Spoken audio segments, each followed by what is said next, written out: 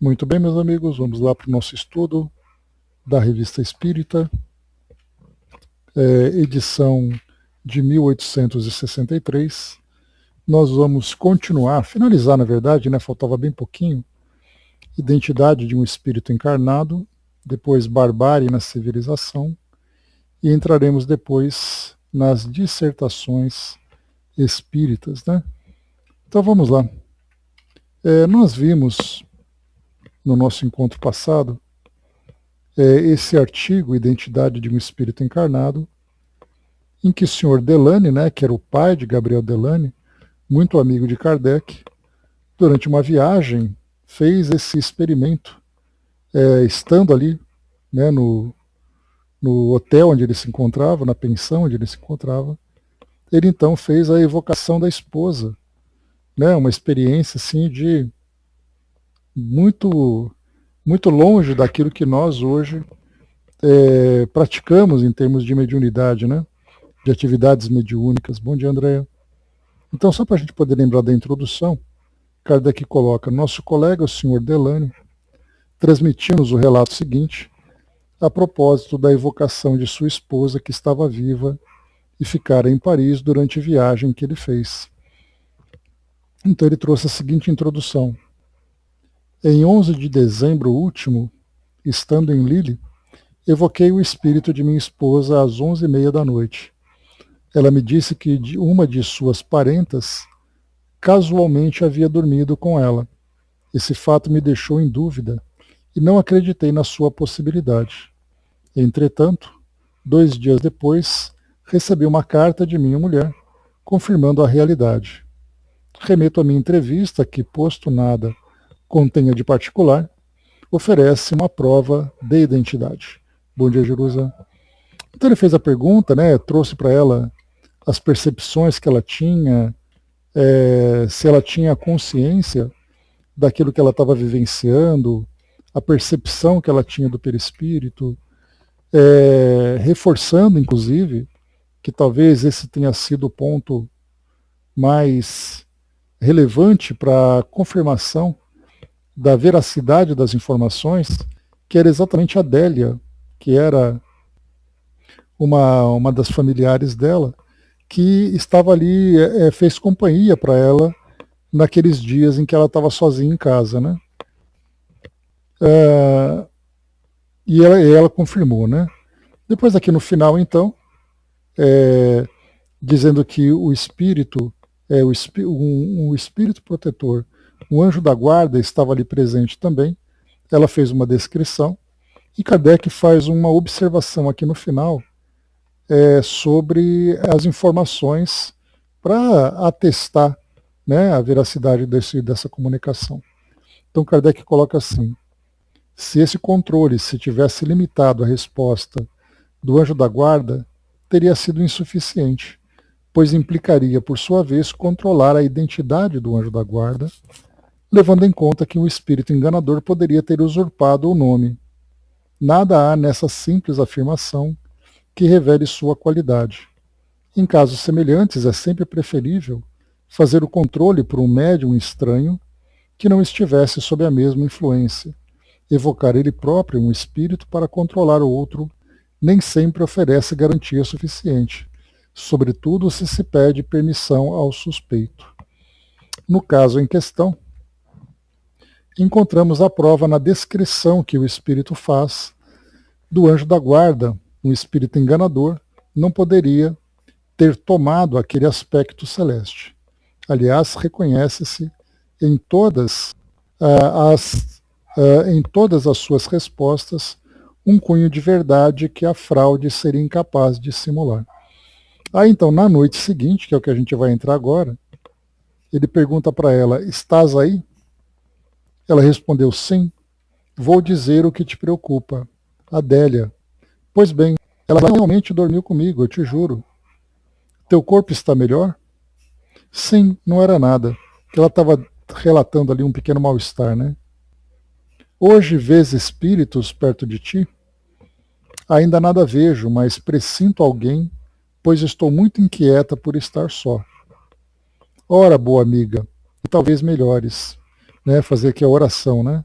porque ele chamava ela de boa amiga, ela retribuía com meu grande, né, que eram os termos que eles usavam ali entre eles. Então ela responde, sim, é o que eu vou fazer. Dize comigo. E aí então ela diz essa prece. Meu Deus, grande e justo, abençoai-nos, absolvei-nos de nossas iniquidades. Fazei graças aos filhos que vos amam. Dignai-vos inspirar-lhe as vossas virtudes e concedei-lhes a graça insigne de um dia serem contados entre os eleitos. Que a dor terrestre nada lhe pareça em comparação com a felicidade que reservais aos que vos amam sinceramente. Absolvei-nos, Senhor, e continuai a nos prodigalizar os vossos benefícios, pela intercessão divina da mais pura e angélica Santa Maria, Mãe dos pecadores e a misericórdia encarnada. Então, uma belíssima prece que ela faz, né? E Kardec faz uma observação a esse respeito. Improvisada pelo Espírito, essa prece é de tocante simplicidade. O Sr. Delany não conhecia o fato relativo a Adélia, senão pelo que havia dito o espírito de sua esposa, e era tal fato que inspirava dúvidas.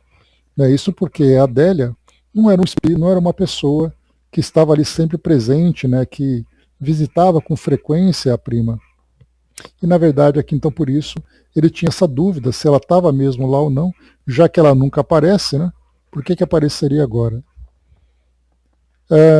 Tendo-lhe escrito a respeito, recebeu a seguinte resposta. Então o espírito comentou sobre a Adélia e agora ela manda informações através de uma carta.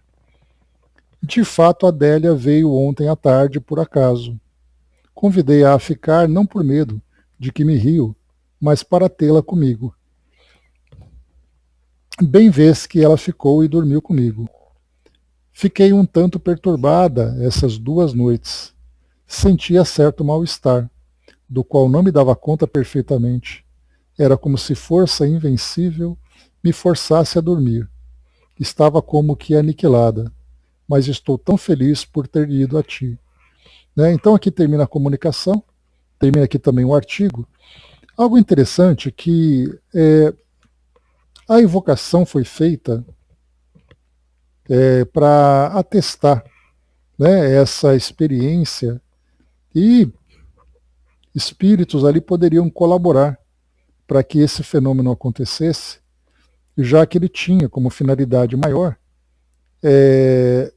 trazer isso a público e ver de que forma que o fenômeno se realiza.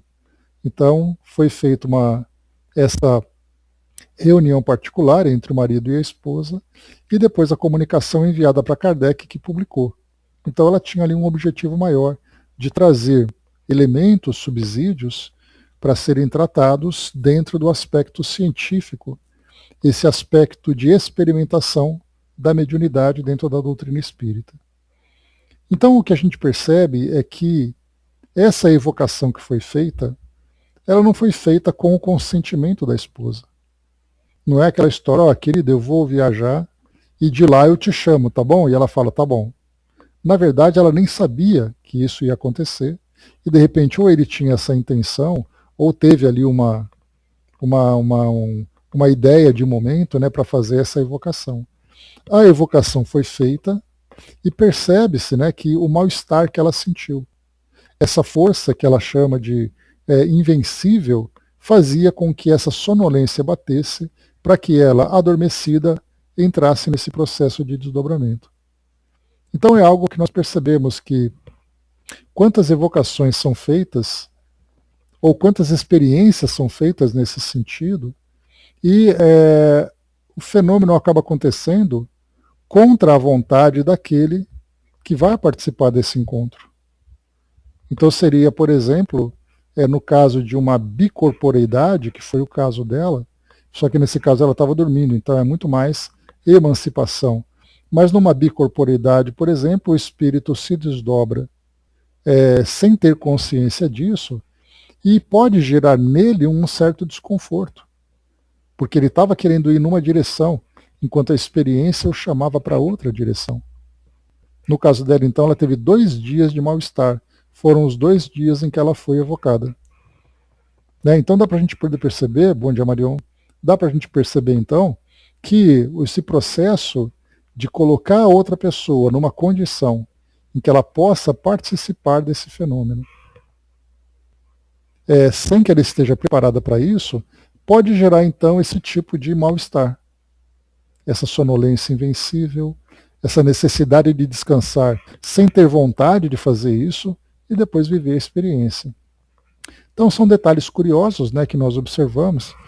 Inclusive nós já vimos em casos de evocações de espíritos já desencarnados que Kardec fez, e ele então evocava o espírito, e o espírito era atraído por uma força que ele não compreendia, e ele se encontrava muitas vezes restrito para participar forçosamente daquela reunião, sendo que ele não queria, principalmente no caso que acontece geralmente nas reuniões mediúnicas, quando nós temos ali espíritos que estão naquela condição de obsessores, de perseguidores, que são forçados por serem puxados para aquela reunião e naquele local falar sobre aquilo que eles não querem. Então essa força de atração que acontece nessas reuniões aconteceu também nesse caso que nós vimos. Né? Pois é, André, é uma questão de que a gente pensa, né? Você pode fazer evocação, mas não quer dizer que ela vai acontecer, principalmente se o espírito não tem esse interesse, essa disponibilidade. Mas aqui nesse caso a pergunta é, os espíritos que estavam ali presentes, participando e auxiliando no desenvolvimento desse fenômeno, eles então forçaram a esposa, tá certo que era algo que para ela era agradável, afinal de contas ela estava indo ao encontro do esposo, mas as sensações que ela descreve para nós não eram sensações agradáveis, porque ela estava sendo induzida a fazer parte de uma experiência em que ela não estava ali preparada e tampouco consciente do que estava acontecendo. Então não pode dizer, porque aqui no final ela diz, né, que apesar do mal-estar que ela sentiu nesses 2 dias, ela ficou feliz de ter tido encontro com ele. Então a gente vê que fenômenos acontecem no interesse, muitas vezes no interesse maior, mas contra a vontade das pessoas que participam. No caso que nós falamos de reuniões de assistência espiritual, onde nós temos ali o trabalho de desobsessão, e o espírito que é o obsessor, ele é evocado, e ele vai contra a vontade dele, é aquela força que o arrasta. É uma força que vai muito maior, muito além da sua capacidade. Porque ele quer se desvencilhar, ele quer fugir, ele não quer encontrar ninguém, ele não quer falar nada sobre o que ele está fazendo, mas mesmo assim ele não apenas é forçado a estar na reunião, como ele é forçado a responder as perguntas. Então aí nós temos uma força contrária à vontade do espírito. E agora o tipo de sentimento que ele vai sentir durante essa experiência pode ser um mal-estar ou pode ser algo que ele traga ali uma outra definição que não seja tão desagradável assim.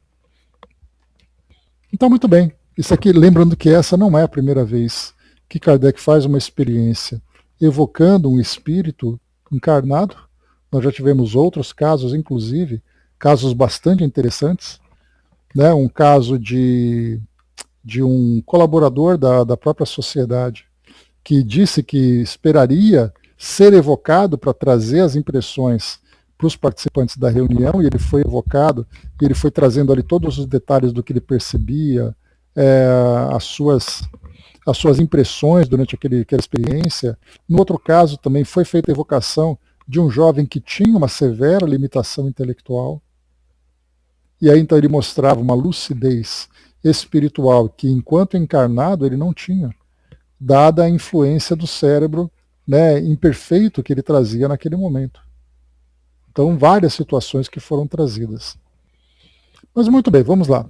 Próximo artigo, Barbárie na Civilização. O horrível suplício de um negro. Então vamos aqui acompanhar o que Kardec recebe. Uma carta de Nova York, datada de 5 de novembro, lembrando que tanto essa carta de 5 de novembro, como essa evocação anterior, feita em dezembro, elas foram publicadas na edição de janeiro de 1863. Portanto, elas foram registradas, né, no final de 1862. Então, muito bem, uma carta de Nova York, datada de 5 de novembro e dirigida à Gazette des Tribunaux, contém os seguintes detalhes de uma horrível tragédia ocorrida em Dalton, no condado de Carolina, Maryland. Então vamos lá, o trecho do fato que foi registrado nesse jornal. Bastante impactante, inclusive, né? Recentemente, um jovem negro havia sido preso sob a acusação de atentado ao pudor na pessoa de uma mocinha branca. Então, vários casos, né, foram registrados de pessoas que ou eram escravizadas ou haviam sido libertas e se envolvendo em situações com pessoas da sociedade, que nesse caso eram pessoas brancas. E aí, dado ali principalmente as questões de racismo que se tinha naquela época, então era um tratamento bastante agressivo. A jovem, objeto de suas violências criminosas, declarara reconhecê-lo perfeitamente. O acusado tinha sido encarcerado na prisão de Dalton. Ali estava apenas há algumas horas, quando uma multidão, aos gritos de cólera e de vingança, pedia-lhe fosse entregue o desventurado negro. Os representantes da ordem e da autoridade, vendo que seria impossível defender a viva força o seu prisioneiro contra a multidão irritada, em vão tentaram acalmá-la com os mais insistentes discursos. Suas palavras em favor da lei e da justiça regular foram recebidas com assovios. Ou seja, né, enquanto os representantes ali, delegados, agentes e tudo mais, tentavam falar com a multidão, o pessoal, né, assoviava, vaiava, simplesmente não dava ouvidos, tomados por esse calor, né, por esse desejo de vingança que os envolvia. Né? A populaça, cujo número crescia sem cessar, começou a atirar pedras na cadeia. Alguns tiros de revólver foram disparados contra os agentes da autoridade, sem contudo nenhuma bala os atingir. Compreendendo que a resistência era impossível, abriram as portas da prisão. Após um imenso urra, em sinal de satisfação, a multidão precipitou-se com furor. Apoderou-se do prisioneiro e o arrastou em meio aos gritos de cólera dos assistentes e de súplicas da vítima, para a praça principal do vilarejo. Improvisou-se um júri imediatamente. Depois de ter examinado pro forma os fatos do processo, o acusado foi declarado culpado e condenado à forca imediatamente. Amarraram uma corda numa árvore e procederam à execução. Enquanto o corpo se debatia nas convulsões da agonia, o negro era alvo dos insultos e das violências dos espectadores. Vários tiros de pistola foram disparados contra ele, contribuindo para lhe aumentar as torturas da morte. Sedenta de cólera e vingança, a multidão não esperou que o corpo estivesse completamente imóvel para tirá-lo da corda. Passeou seu troféu ignóbil pelas ruas de Dalton. Homens e mulheres e até crianças aplaudiam os ultrajes feitos ao cadáver do jovem negro. Mas o furor do povo não deveria parar ali. Depois de ter percorrido o vilarejo em todos os sentidos, foi para a frente de uma igreja de negros. Fizeram uma imensa fogueira. O cadáver foi mutilado e, em meio a ruidosas manifestações, os membros e os pedaços de carne foram atirados às chamas. Então essa é a notícia publicada lá no jornal de Nova York. Tomar pelos dois, bom dia. Então esses são aqui os fatos que foram registrados. Percebamos que aqui não fala para nós sobre culpa, se tem culpa, se não tem culpa, simplesmente traz aquilo que foi vivenciado. Kardec comenta: esse relato deu origem à seguinte questão, feita na Sociedade Espírita de Paris, a 28 de novembro de 1862. Então foi dito o seguinte. Deixa eu ver aqui. Tá. Compreende-se que exemplos de ferocidade isolados e individuais ocorram entre pessoas civilizadas, né? Então ali uma ou outra pessoa pode mostrar essa tendência à violência dado o seu estado primitivo. O Espiritismo os explica dizendo provirem de espíritos inferiores, de certo modo extraviados numa sociedade mais avançada. Contudo, em toda a sua vida, esses indivíduos revelaram a baixeza de seus instintos. O que se compreende mais dificilmente é que uma população inteira, que deu provas de superioridade, de sua inteligência e mesmo em outras circunstâncias, de sentimentos humanitários, que professa uma religião de brandura e paz, possa ser tomada por tal vertigem sanguinária e com uma raiva selvagem se repaste nas torturas de sua vítima. Aqui há um problema moral sobre o qual pediremos aos espíritos a gentileza de nos instruírem. Então, quando fala sobre indivíduos que tomam essas atitudes, que praticam esses atos tão violentos, se compreende que é uma tendência que essa pessoa tem, e isso pode ser registrado durante a sua vida. Então, uma criança violenta, um jovem violento, um adulto violento, ele vai mantendo esse padrão de comportamento. Mas o que chama atenção aqui nesse comentário é exatamente que não foi apenas um pequeno grupo, mas foi toda a comunidade. Uma comunidade que, no caso aqui, nós falamos de Nova York, em 1862.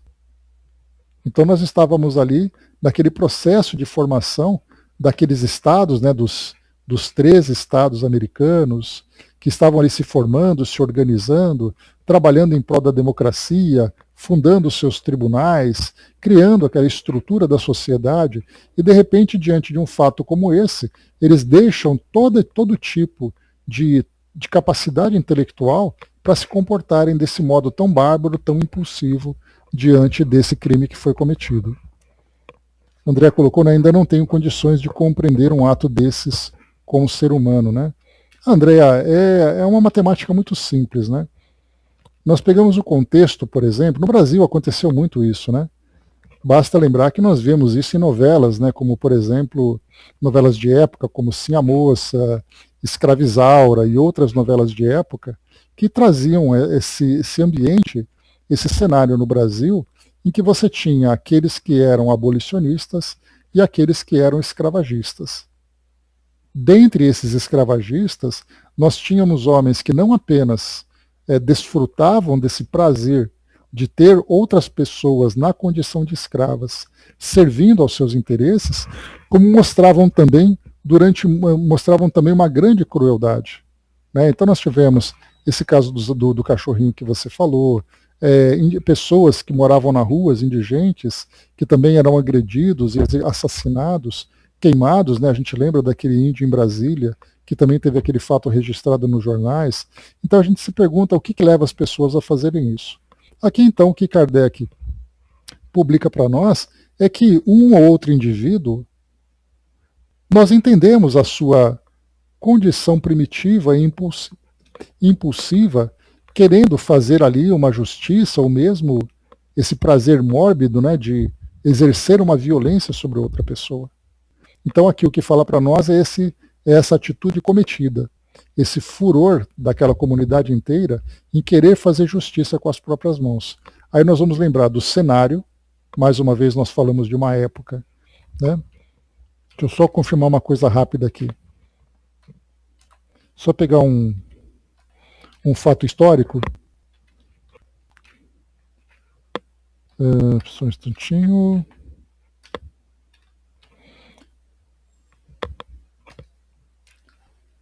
A escravidão nos Estados Unidos, de 1865, baseou-se no trabalho forçado de africanos e seus descendentes, principalmente nas plantações do Sul, tornando-se pilar econômico. Foi abolida pela 13ª emenda após a Guerra Civil de 1861 a 1865.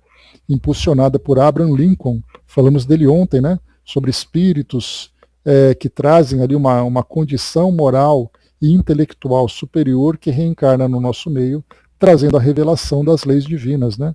Falamos sobre ele ontem. Então aqui a gente vai lembrar o quê? Inclusive, para quem já assistiu o filme E o Vento Levou, ele fala nesse período em que houve a Guerra da Secessão, que é aquele período desse 1861 até 1865, em que a parte sul dos Estados Unidos, que era escravagista, estava em conflito contra a parte norte, que era abolicionista. Então, o norte queria abolição, o sul queria manutenção. Eles entraram em guerra entre si.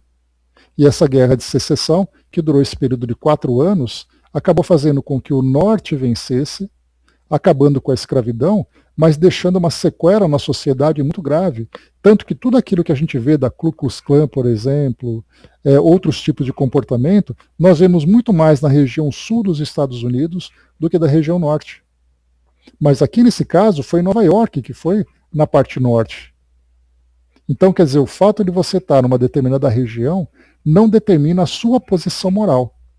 O norte pode ser abolicionista, mas muitas pessoas que estavam lá traziam ainda essa tendência à violência, à discriminação, ao próprio racismo. E quando, nesse caso, esse crime acabou explodindo, lembrando que nós estávamos nesse período, aqui é 1862, então estava no começo da Guerra da Secessão.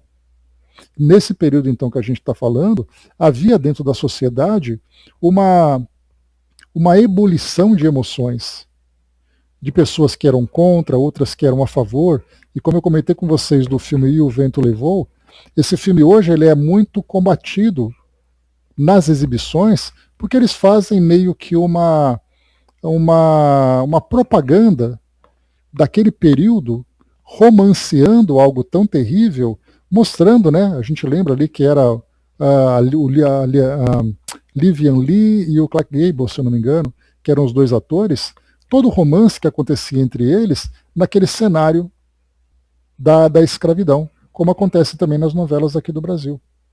Então havia um sentimento de perturbação muito grande naquela sociedade em que essa guerra estava acontecendo, uma guerra civil, uma guerra entre eles, em que posturas diferentes de abolição e de escravidão estavam muito presente na vida das pessoas. E é então naquela comunidade em que um crime aconteceu por uma pessoa que, não sei se ele era africano ou descendente de africanos, mas surgindo na condição de escravidão daquele período, ele comete um crime contra uma pessoa branca da sociedade, e isso gera aquele desejo de fazer justiça com as próprias mãos. Muitas vezes você tem dentro da sua normalidade um comportamento equilibrado, mas quando você é instigado por um sentimento que está guardado, mas controlado, e ele depois é forçado a se manifestar, aquela pessoa mais equilibrada é uma daquelas que está aplaudindo, por exemplo, o enforcamento naquele momento.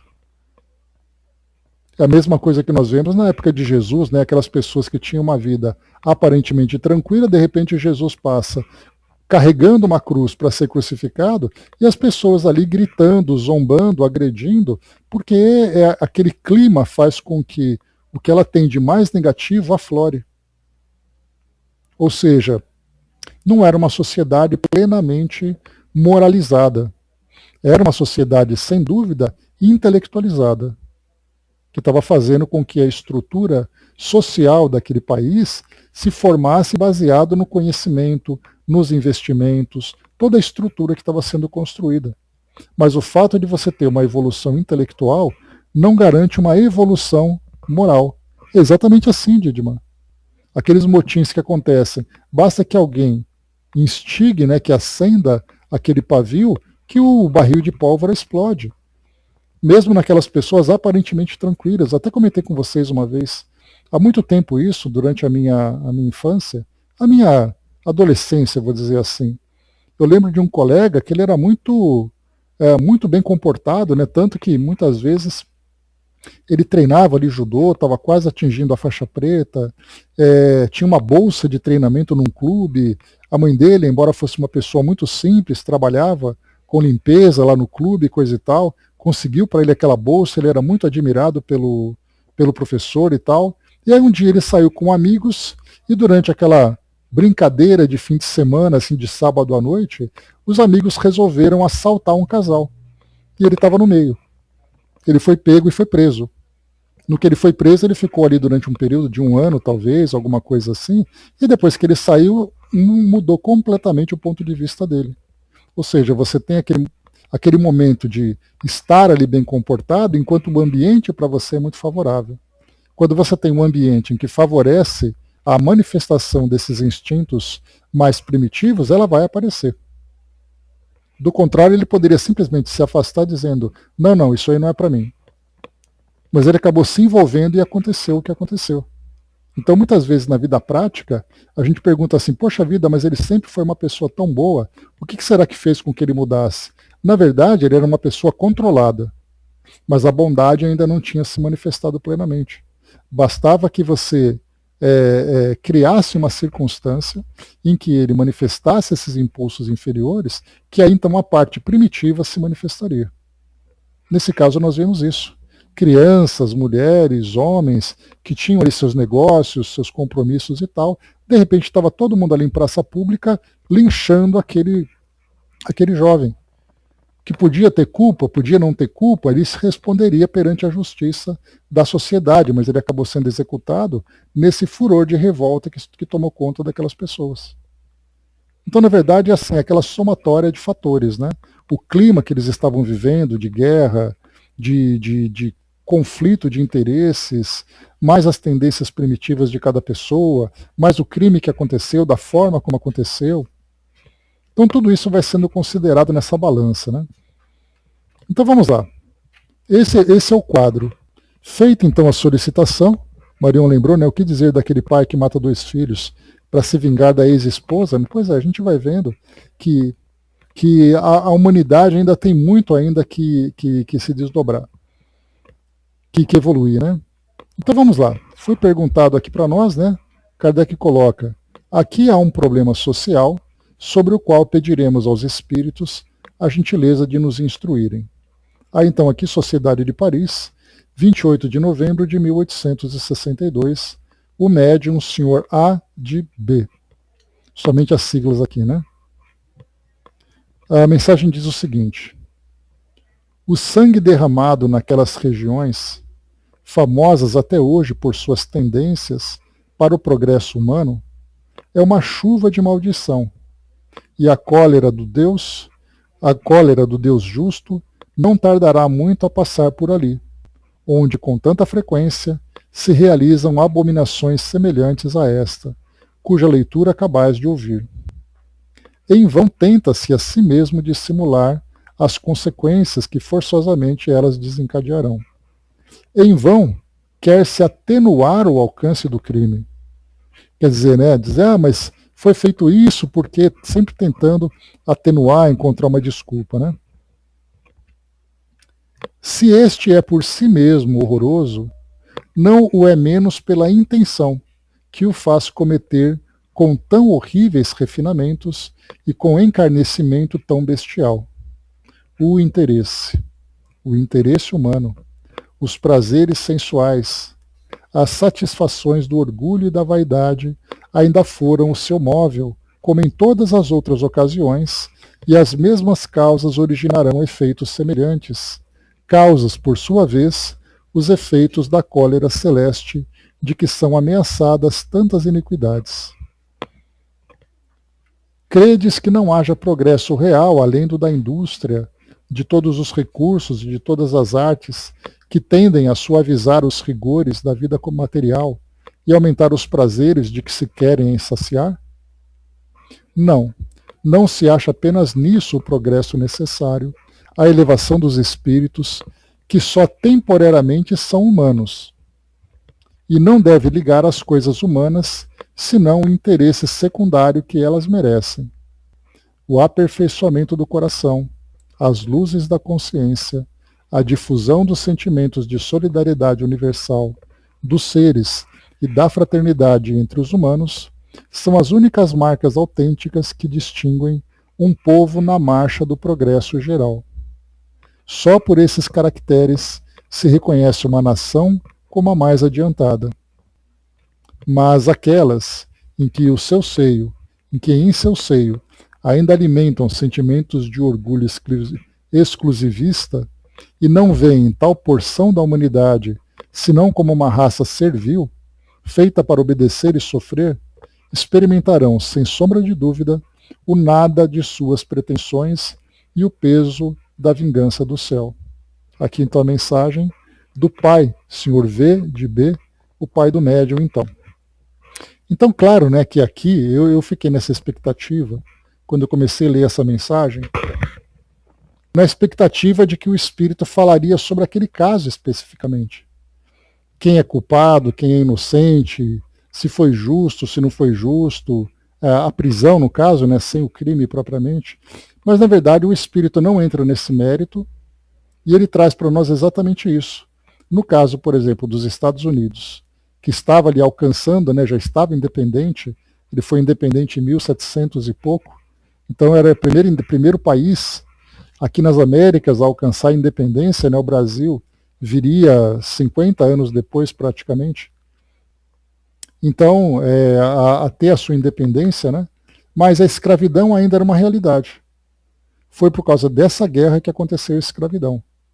Foi em 1865, quando acabou a guerra, o Brasil acabou com a escravidão 33 anos depois, em 1888.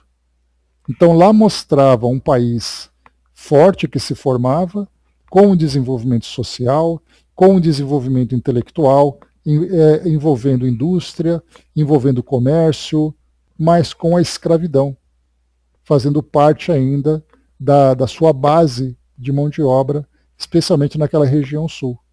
Ou seja, como é que você pode pensar num desenvolvimento intelectual com indústrias, com isso, com aquilo, sendo que moralmente você ainda vive dessa forma? Isso é natural, né? Porque na verdade nós estamos falando de nosso planeta no século XIX. E ainda mesmo agora no século XXI, nós vamos encontrar exatamente aquelas mesmas nações desenvolvidas tecnologicamente, mas ainda moralmente trazendo muitas dificuldades para lidar com seus interesses exclusivistas. Vemos as polêmicas que nós temos, né, dos governantes atuais que tiveram, dos conflitos que foram gerados, dos interesses, né, dos acordos que são feitos em todas as partes do mundo. Mais do que nunca, nós vemos as nações se armando de uma forma muito preocupante. Então nós percebemos que o nosso mundo, em vez de evoluir moralmente, se encontra meio que uma evolução muito lenta, mas tecnologicamente, belicamente, economicamente, estão se fortalecendo cada vez mais. Onde nós vemos hoje a tecnologia presente em quase tudo aquilo que nós vivemos, e cada vez mais tentando conquistar o espaço, tentando conquistar a Lua, tentando mandar foguetes para todo lado e coisa e tal. Só que moralmente ainda vivendo dentro dos seus conflitos. Então, na prática, olhando para o nosso mundo como esse grande laboratório que nós temos hoje, nós vemos exatamente isso. Uma evolução intelectual, mas uma lenta evolução moral. Que, sem dúvida, não podemos comparar aquilo que nós somos hoje, no século XXI, com aquilo que se foi no século XIX.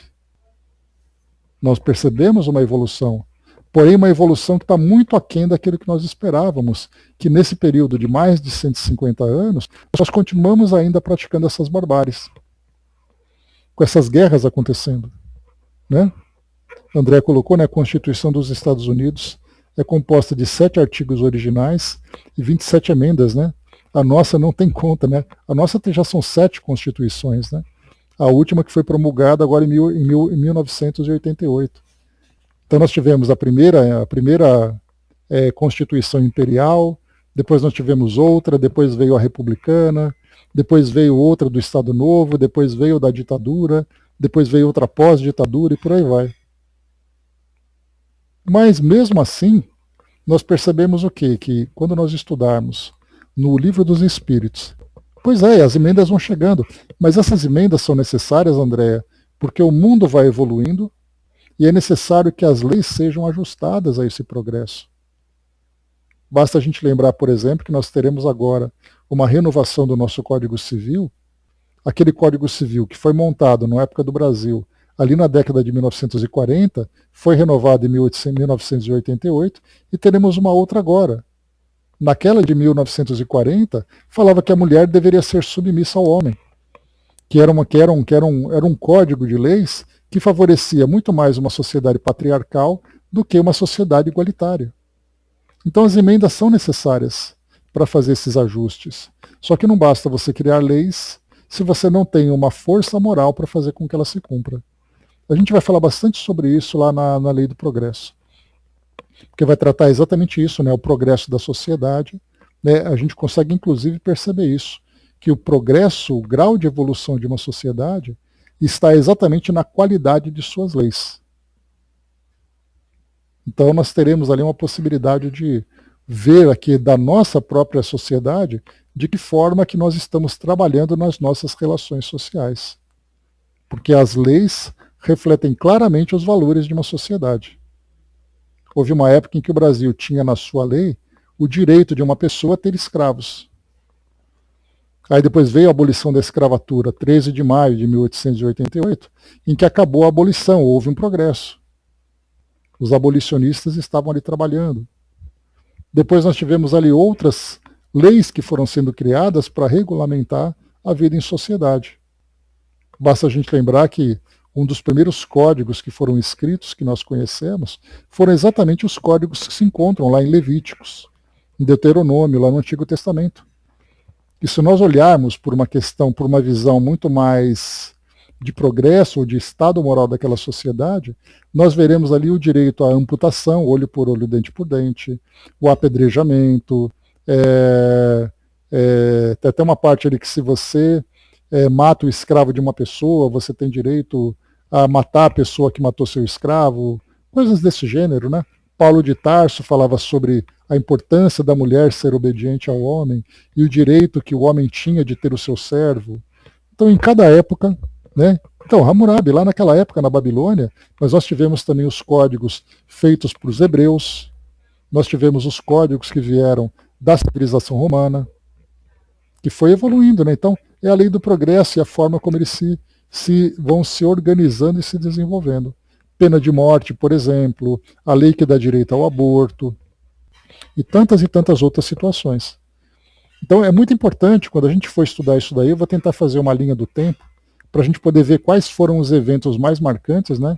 E hoje, com os recursos que nós temos de pesquisa, de IAS e tudo mais, fica fácil da gente fazer essa seleção, para mostrar exatamente quais eram as leis que permitiam determinado tipo de comportamento para aquilo que nós temos hoje e o que falta para nós hoje para melhorarmos ainda mais. Mas, mais uma vez, não apenas criar leis, mas fazer com que essas leis se tornem uma prática legítima da sociedade. Porque isso vai refletir a nossa concordância com aquela lei que foi criada, que é a mudança do nosso comportamento. Né?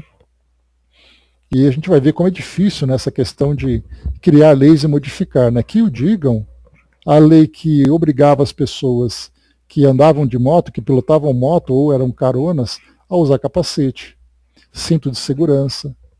Como isso foi difícil de ser implantado aqui na nossa sociedade. Coisas simples, básicas, que eram ali óbvias para a segurança de todo mundo, mas ainda assim nós resistíamos. Vamos lá, próximo. Dissertações espíritas. Entramos agora numa nova sessão. Essa sessão a gente lembra, dissertações espíritas, eram comunicações aleatórias que chegavam lá na sociedade, seja diretamente na sociedade ou encaminhadas por grupos espíritas que encaminhavam as suas comunicações para que fossem publicadas, utilizadas de alguma forma. Então, dissertações espíritas, a primeira comunicação, chegada do inverno, né? Então, Sociedade de Paris, 27 de dezembro de 1862, Sr. Le Marie. Né? Então lembra que o inverno começava ali no dia 21 de dezembro, na Europa, né? Então 27 de dezembro estava aqui na primeira semana do inverno. Então vamos lá. Meus bons amigos, quando o frio chegou, e tudo falta em casa dessa brava gente, por que não viria eu, vosso amigo condiscípulo, vos lembrar nossa palavra de ordem, a palavra caridade? Daí, ou melhor, dai tudo quanto pode dar o vosso coração, em palavras, em consolo, em cuidados benevolentes. O amor de Deus está em vós, se souberdes, como espíritas fervorosos, cumprir o mandato que ele vos delegou. Nos instantes livres, quando o trabalho vos deixa o repouso, procurai aquele que sofre, moral ou corporalmente. A um dai essa força que consola e fortalece o espírito. A outro dai aquilo que sustenta e faz calar, seja a apreensão da mãe, cujos braços estão desocupados, seja o lamento da criança que pede o pão. As geadas vieram, uma brisa fria levanta a poeira. Em breve, a neve. É a hora em que deveis marchar e procurar. Quantos pobres envergonhados se ocultam e gemem em segredo, sobretudo o pobre de luto, que tem todas as aspirações e a quem falta o necessário. Para aqueles, meus amigos, agi com prudência, que a vossa mão alivie e cure, mas também possa a voz do coração apresentar delicadamente o óbolo que penosamente pode ferir o amor próprio do homem bem educado. É preciso dar, repito, mas saber dar. Deus, o dispensador de tudo, esconde os seus tesouros, as suas espigas, as suas flores e os seus frutos. Contudo, os seus dons, que secreta e laboriosamente germinaram na seiva do tronco e da haste, nos chegam sem que sintamos a mão que os dispensou. Fazei como Deus, imitai-o e sereis abençoado. Então ele fala para nós aqui, né, abençoados. Ele fala para nós aqui sobre a importância de oferecer esse amparo, mas principalmente saber oferecer o amparo. Porque a discrição, a indulgência, a verdadeira caridade, ela é silenciosa, ela é discreta. Porque muitas vezes a caridade vem com o rótulo da vaidade, com o rótulo da autopromoção, que é o momento em que o indivíduo se promove, machucando aquele que recebe através da humilhação. Então, aqui o que é falado para nós que, como o próprio Deus oferece tudo aquilo que a natureza nos dá, de uma forma silenciosa, que nós também ofereçamos de uma forma silenciosa. Oh, como é belo e bom ser útil e caridoso, saber erguer-se levantando os outros, esquecer as pequenas necessidades egoístas da vida para praticar a mais nobre atribuição da humanidade, a que nos torna verdadeiros filhos do Criador. E que ensinamento para os vossos filhos vos imitam, vosso exemplo dá frutos, porque todo ramo bem enxertado é abundância. O futuro espiritual da família depende sempre da forma que derdes a todas as vossas ações. Eu vos digo, e nunca seria demais repetir, que ganhareis espiritualmente se derdes e consolardes, porque Deus vos dará e vos consolará em seu reino, que não é deste mundo. Neste, a família que honra e bendiz o seu chefe inteligente, nessa parcela de realeza que Deus lhe deixou, é uma atenuação de todas as dores que acompanham a vida. Adeus, meus amigos, sede todo amor, todo caridade. Senhor Sanson, né, a gente lembra? Senhor Sanson era um dos membros da Sociedade Parisiense de Estudos Espíritas, e ele então desencarna. E ele desencarnando trouxe diversas comunicações para falar do seu estado, né, porque ele era um espírita muito estudioso, e nada melhor do que esse espírito estudioso falar com os seus colegas encarnados a respeito de tudo aquilo, agora com uma visão prática, fala da realidade do mundo espiritual. E de fato, né, ele, numa das suas comunicações, ele se apresenta como um espírito tão bem equilibrado, tão bem acolhido e tão bem consciente, que ele então foi catalogado na condição de espíritos felizes, lá naquela parte do livro Céu e Inferno. Né? E só para a gente poder lembrar, o senhor Sanson, ele trouxe a primeira comunicação dele 8 horas depois da morte constatada. Foi durante o velório que a comunicação dele chegou. Então, olha só, enquanto alguns espíritos demoram meses, anos para se comunicar, se é que conseguem se comunicar, esse espírito se comunica 8 horas depois da morte. Então é algo assim surpreendente, né? Claro que ele não se encontrava plenamente consciente, ele inclusive relata que ele estava sendo amparado, estava auxiliado, mas a sua lucidez de consciência mostrava exatamente o resultado do desprendimento que ele tinha com relação ao mundo físico e tudo aquilo que a doutrina trazia em termos de orientação para que o espírito chegasse equilibrado no mundo espiritual, ele pôs em prática, viveu rigorosamente tudo aquilo que o favoreceu depois, né, o favoreceria depois na sua desencarnação. O próximo artigo, para a gente finalizar, Lei do Progresso. Falava sobre ela agora há pouco, né? Vem aqui um artigo recebido em Lyon, em 17 de setembro de 1862, pelo médium Sr. Émile V. Nota: essa comunicação foi recebida na sessão geral presidida pelo Sr. Allan Kardec. Então diz assim para nós, né? Lembramos que o título é Lei do Progresso. E também, para quem se lembra do último filme que foi feito, contando um pouquinho da história de Kardec, mostra, né, um cenário bem interessante, ele sentado à mesa, trabalhando ali com suas anotações, e pilhas e mais pilhas de cartas que chegavam. Para isso, então, a gente vê que uma comunicação de setembro foi publicada apenas em janeiro. Kardec tinha que abrir todas as cartas, ler o conteúdo, fazer ali uma avaliação, dar um destino para elas, responder para as pessoas. Então foi um trabalho enorme que Kardec fez.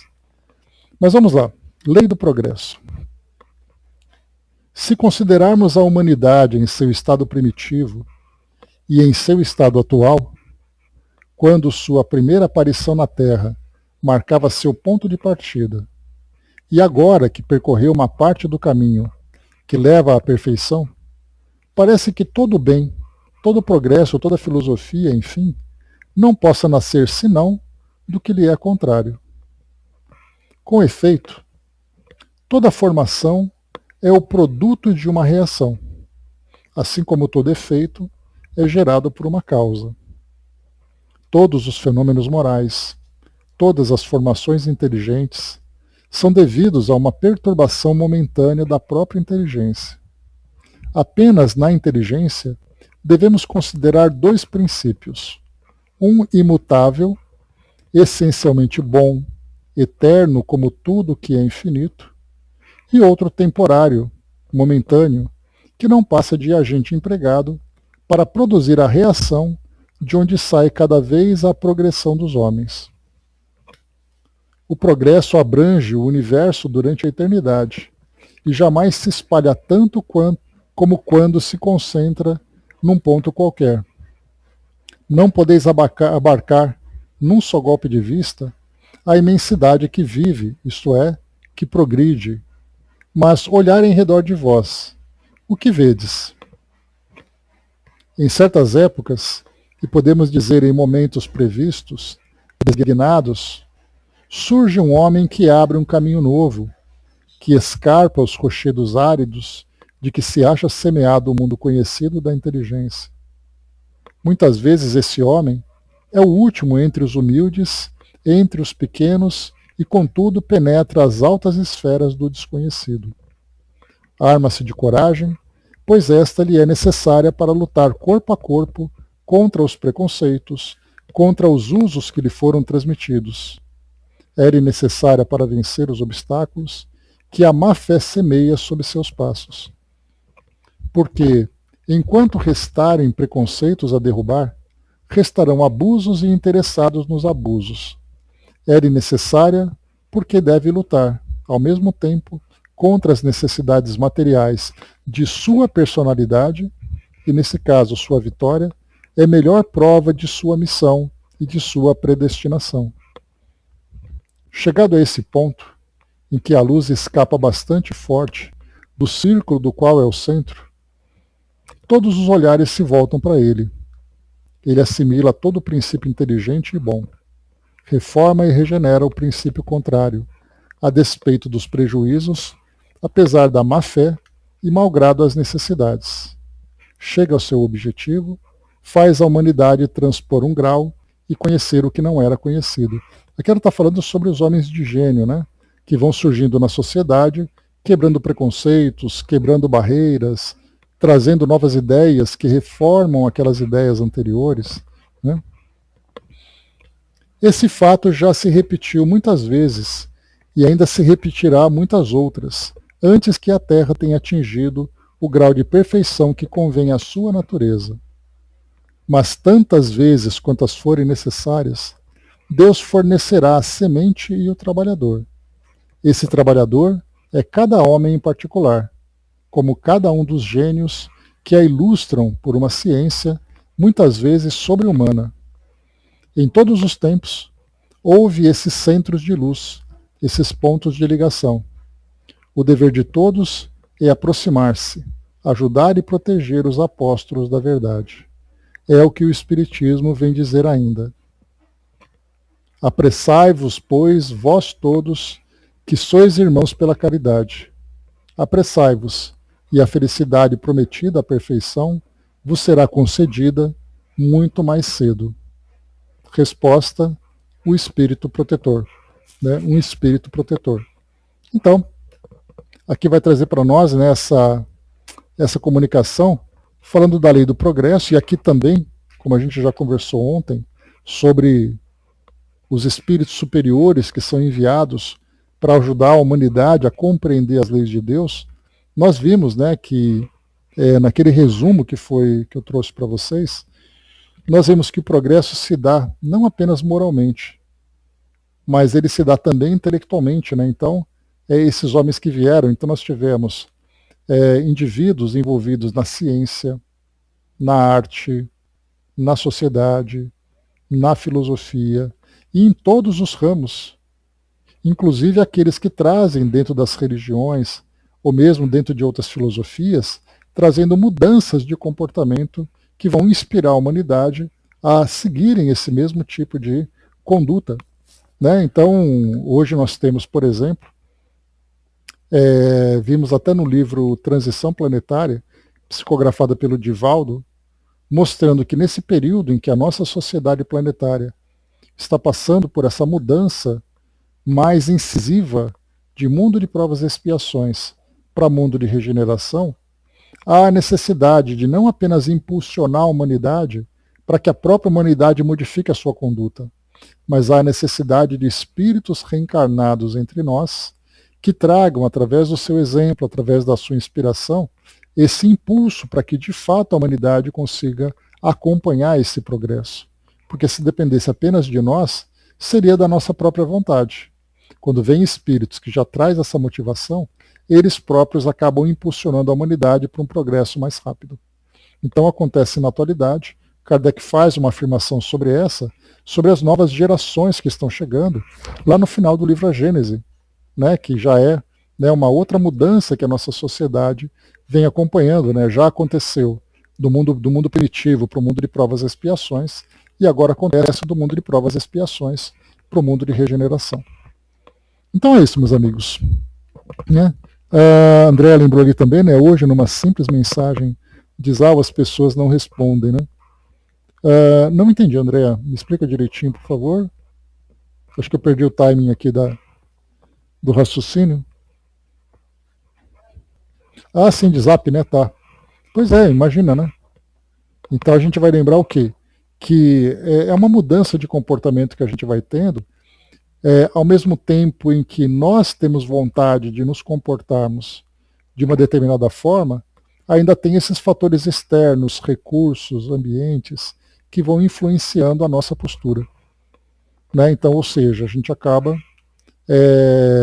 passando por essas mudanças, mas mudanças muito significativas. Valores, compreensão Hoje nós vivemos um período aqui na nossa sociedade muito problemático, né, com uma polarização na nossa sociedade, com ideologias que vão fazendo com que as pessoas sigam para esse ou para aquele caminho. Então, dificilmente nós vamos encontrar pessoas neutras. São sempre pessoas que seguem pela linha A ou pessoas que seguem pela linha B. Enquanto não houver essa harmonia entre todos, que em vez de favorecer as diferenças, mas passem a privilegiar as semelhanças, como deveria acontecer com todas as religiões, que em vez de se verem como opositoras, mas se verem como partícipes desse processo de espiritualização, enquanto nós não olharmos essas semelhanças, esses pontos de contato, nós continuaremos ainda separados e distantes uns dos outros, né? Então é isso, gente.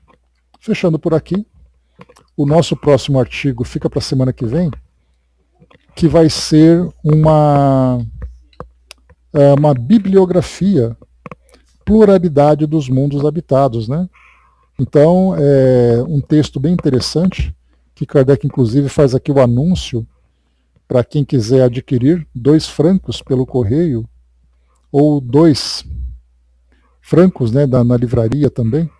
Então, um estudo em que são expostas as condições de habitabilidade das terras celestes, discutidas do ponto de vista da astronomia e da fisiologia, por Camille Flammarion, calculador do Observatório Imperial de Paris, vinculado ao escritório das longitudes, etc. Então, aqui Camille Flammarion, ele vai trazer as suas impressões a respeito das condições da habitabilidade do nosso mundo. Hoje nós temos muitas informações a esse respeito, né? Planetas que vão sendo descobertos, analisando as suas condições físicas, a possibilidade de serem habitados, coisas para o futuro, né? Mas já naquela época se fazia essa análise. Mas é isso, meus amigos, encerrando por aqui o nosso trabalho de hoje. E no próximo encontro, então, a gente continua aqui com o trabalho, né, com o nosso estudo da Revista Espírita, lembrando que esse artigo que nós vamos ler agora, ele já é o último dessa edição de janeiro, né, que estava pequenininha. Então a gente já sai de janeiro e rapidinho já passa para fevereiro também. Tá bom? Fechando por aqui, pessoal.